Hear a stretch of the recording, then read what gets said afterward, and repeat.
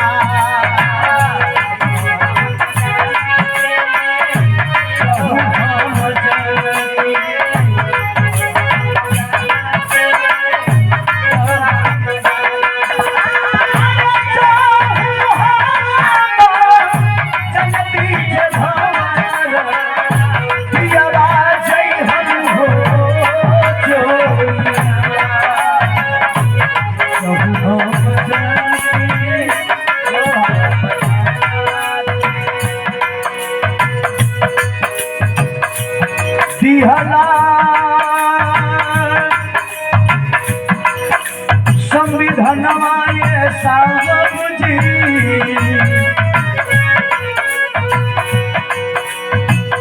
अरे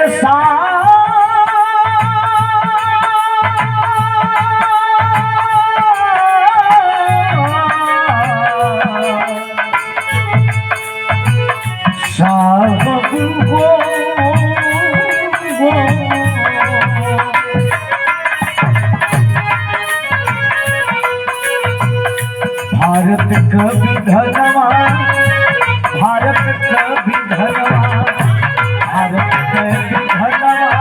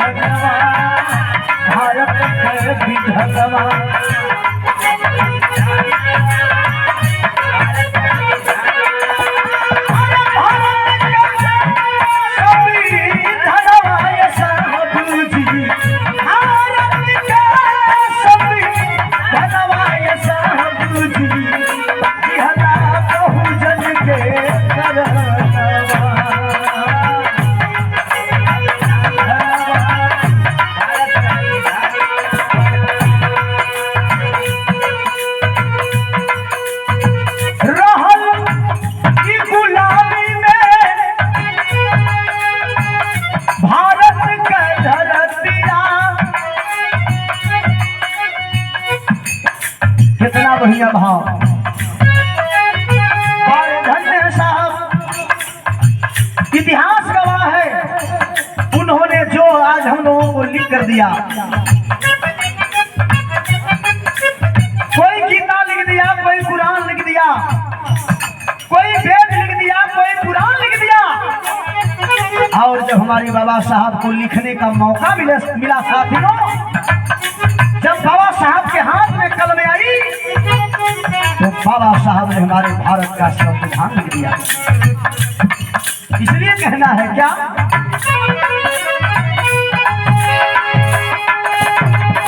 रहली गुलामिया में जब की धरतिया,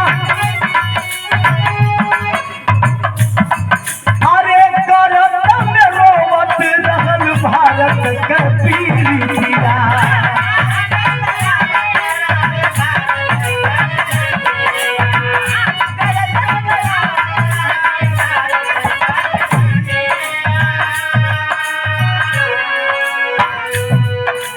अरे दिहला निशनवा,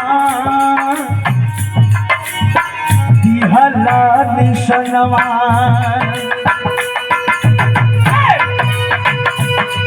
अरे दिहला,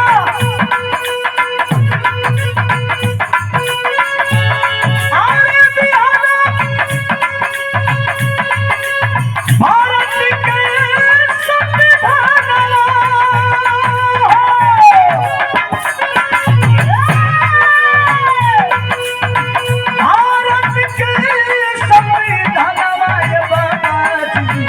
भारत के विधनवाय बाबाजी बिहला बहुजन के गलवा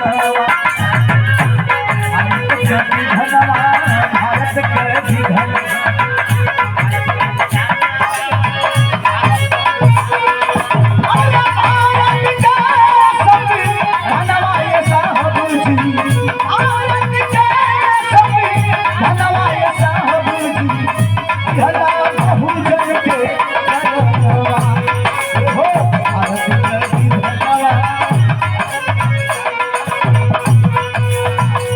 तुझको नमन है मेरा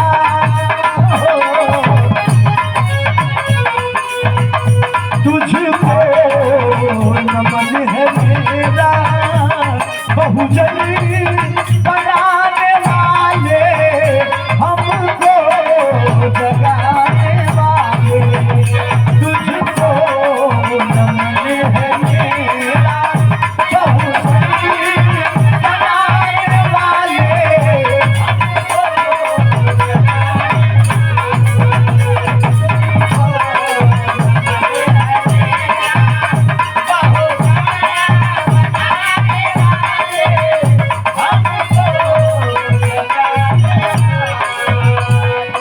एक जमाना रहा, मान्यवर साहब पूरे 85 समाज को एक मंच में खड़ा कर दिए, बहुजन मूवमेंट बना कर दे दिए। आज का जमाना क्या है? क्या वो तब के नेता थे अपनी इसरो की ड्यूटी छोड़ करके, वैज्ञानिक की ड्यूटी, जो DRDO में नौकरी करते थे, वैज्ञानिक थे। अब इसरो हो गया है, इसरो के वैज्ञानिक थे, लेकिन वैज्ञानिक की नौकरी छोड़ करके मान्यवर साहब एक हवाई चप्पल पहन करके और एक हाफ शर्ट पहन करके, पैंट पहन करके, साइकिल चला करके पूरे भारत को जोड़ा उन्होंने, और भारत के 85 मूलवासी समाज को एक मंच पे बहुजन समाज देकर के खड़ा कर दिया। वो तब के नेता थे, और आज के नेता क्या है? अलग अलग पार्टी, जे जवना नाव से ते तवना नाव से बहुजन के खंड खंड में लोग बांट दिले।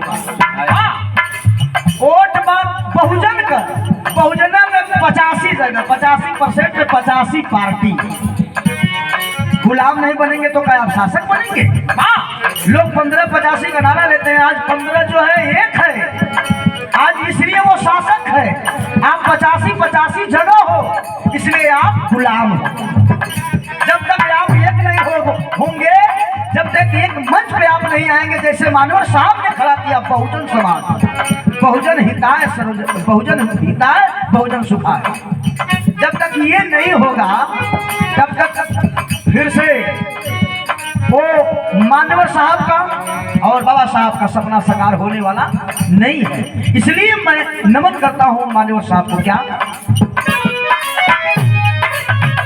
तुझको नमन है मेरा बहुजन बनाने वाले हमको जगाने वाले तुझको नमन है मेरा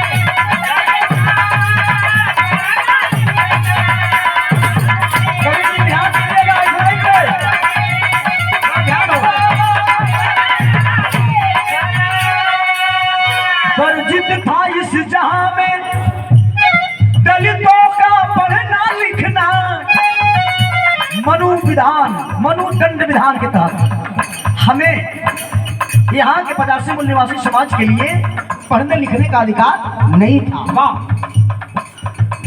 सिर्फ हमें उनकी गुलामी करनी थी, उनका काम करना था।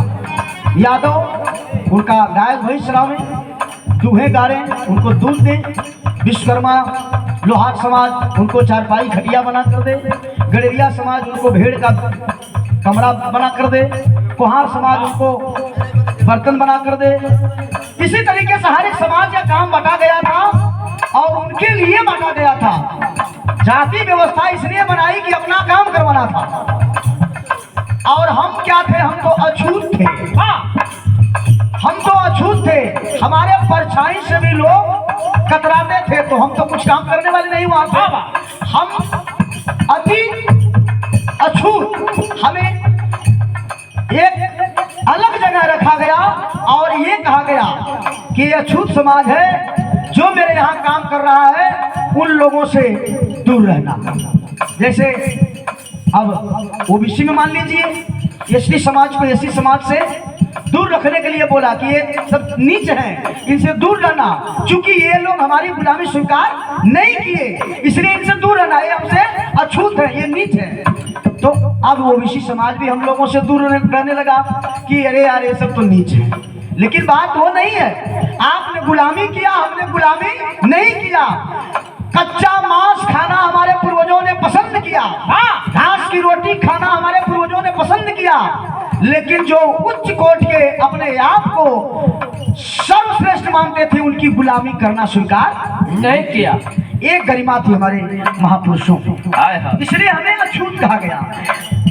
वर्जित था इस जहां में दलितों का पढ़ना लिखना। दलित माने सब पर जे काम करे वो हो, जे अछूत रह वो हो, कोई के पढ़ लिखने का अधिकार नहीं रहता।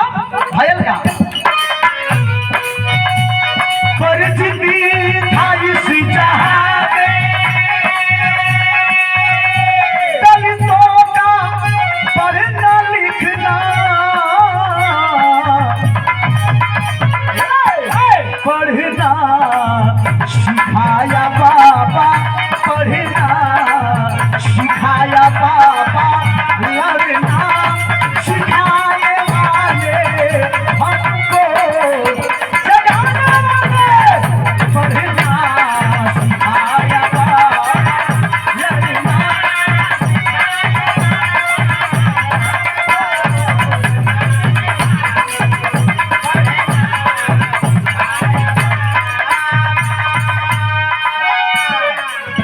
पढ़ने लिखने का जो अधिकार मिला हमारे पुरखों ने दिया, हमारे परम पूज्य डॉक्टर बी आर अम्बेडकर बाबा साहब ने दिया, ज्योतिबा राव फुले साहब ने दिया, माता सावित्रीबाई फुले ने दिया। नहीं तो ये व्यवस्था नहीं थी। हमें सिर्फ यहाँ पे उनको उनका काम करना था, गुलाम बना कर रखा गया था, हमें उनकी सेवा करनी थी। एक लाइन और लिखते हैं कभी, क्या कागर गले में होती झाड़ू भी बांधे जाते,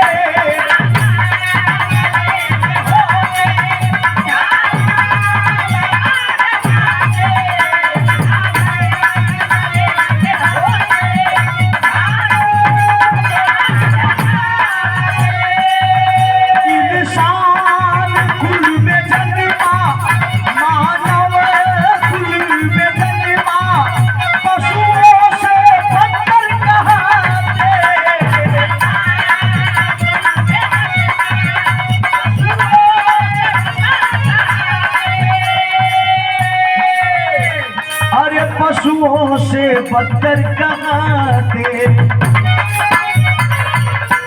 कुत्ता पी सकता था उनके तालाब का पानी, बिल्ली पी सकती थी उसके तालाब का पानी, जानवर पी सकते थे उनके तालाब का पानी, लेकिन हम अछूतों को पीने का अधिकार नहीं था। उनके तालाब के पानी को भी पीने का अधिकार हमको नहीं था। यानी पशुओं जानवरों से भी बदतर जिंदगी हमारी कर दी गई थी।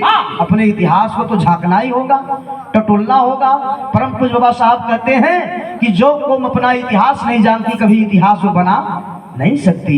इतिहास बनाने के लिए इतिहास को जानना पड़ेगा। तो ऐसा हुआ हम लोगों के साथ। आज तो परिवर्तन उन महान क्रांतिकारियों की देन है। लोग कहते हैं कि आज सब कुछ बदल गया भैया, अब कहाँ आपका सब एक जगह बैठा था। वो देन के कर वही महापुरुष ने का देन है, हमन के बाबा साहब का देन है, मान्यवर साहब का देन है, ज्योतिबा फुले साहब का देन है, छत्रपति साहू जी महाराज जी का देन है, गाडगे जी का देन है, बिरसा मुंडा का देन है, ललई सिंह यादव जी का देन है, पेरियार रामास्वामी एमी नायकर जी का देन है। ये सब महापुरुषन के देन होते परिवर्तन भयल। का परिवर्तन भल? ये बात लिखल की कवि लिखत हूँ का कागर जहाँ कभी थी अरे ताई लगा दिया है।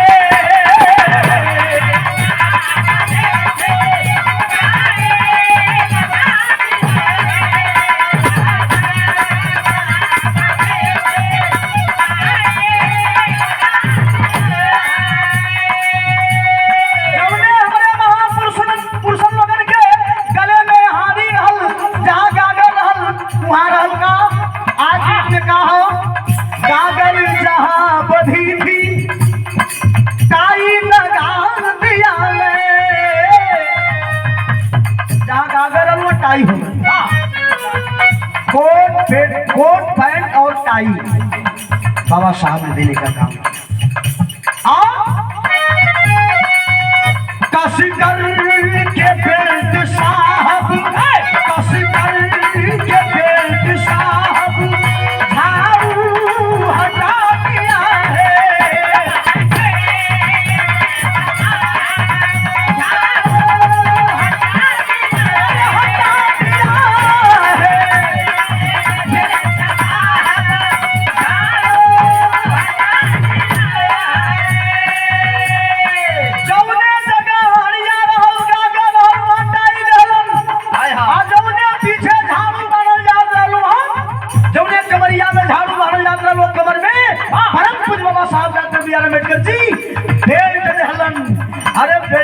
भैया बेल्टवा के संगे संगे बगल में पिस्टल भी दिलन। के बाबा साहब अपने कलम के द्वारा तब चाहे हमारे समाज का चाहे सीएम हो, चाहे डीएम हो, चाहे एसपी हो, चाहे कलेक्टर हो, चाहे पीएम हो, ये बाबा साहब का देन हो। जो तोरे जेबा में पेन हो, जो हमारे जेबा में पेन हो। जहाँ हम आज खड़े हैं उसके लिए बाबा साहब लड़े हैं। जो आज हमारे पास आपके पास कार है वो बाबा साहब का उपहार है। जो आज हम लोगों के घर में शांति है वो बाबा साहब की क्रांति है। इसलिए हमें तो याद करना ही होगा। असली भगवान असली देवता तो हमारे ये है। लेकिन हम करवा चौथ, नवमी, नवरात्र, देश भरे का कहीं कांवरिया, गंगा जल, दहाई जल, पिंडा दान, दहाई दान, देश भरे का पाखंड में अझुराए के अपने महापुरुषन का बतावल नियम कानून सब भुलाएंगे। नवमी पूजा में तो कवि जी के नाम पर नवमी वो समय में हमारे दादा लोग पढ़ल लिखल ना रहे। सिर्फ ये भावना रहा। उसमें कांग्रेस के सरकार रहा, इंदिरा गांधी के सरकार रहा। इंदिरा गांधी के सरकार में जवन की खेत का बंटवारा होता रहा। ये जब खतौनी बनल जगह जगह, जब खतौनी आई सबके नाम से खेत भयल, वही समय दादा उदा के नाम से मजे के 10-10 बीघा भयल भले बना हो गया तो कुल बट गल बतिया लगवा। लेकिन 10-10, 15-15 बीघा जमीन जब खतौनी के नाम से भयल कांग्रेस के जमाने में, इंदिरा गांधी जी के जमाने में, तो उस समय के दादा लोग सोचने कि इंदिरा गांधी परिवार ने हमको ये आजादी दिया है। इसलिए वो समय हम जब पैदा हम भैली जा तो सपना रहा कि हम अपने बेटवा का नाम गांधी परिवार से जोड़ दे।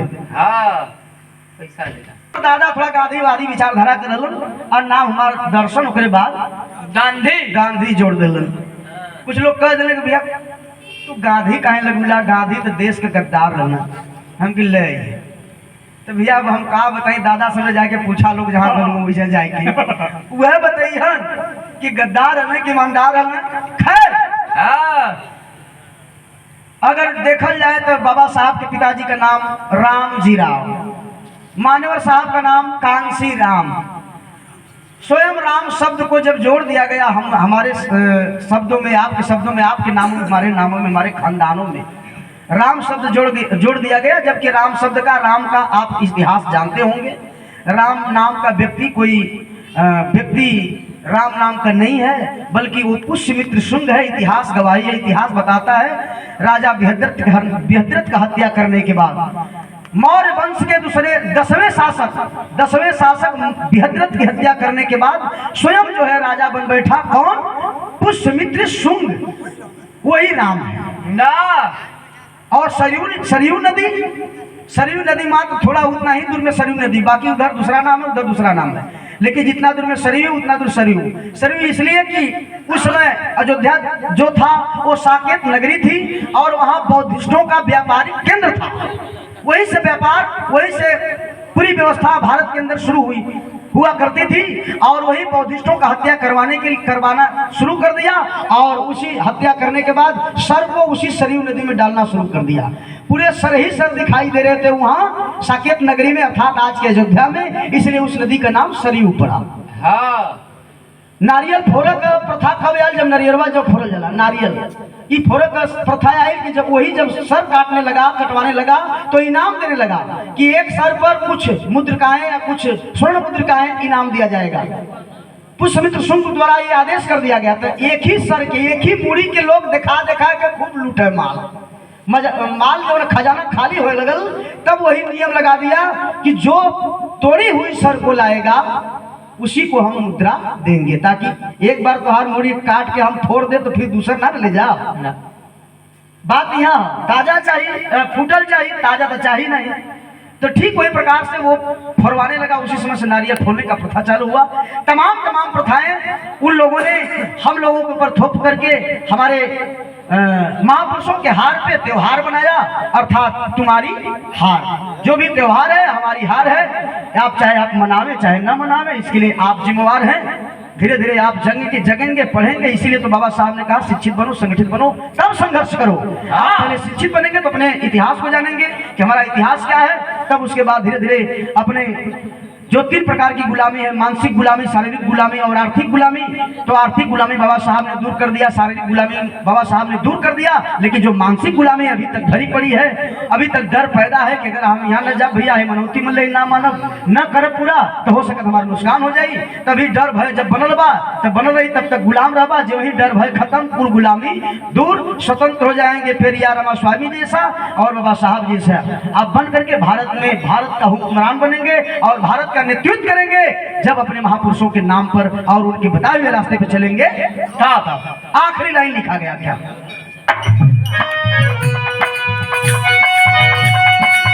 गागर जहां पधी थी, अरे ताई लगा दिया है, कस करी के बेल्ट साहब, कस करी के बेल्ट साहब, झाड़ू हटा दिया है।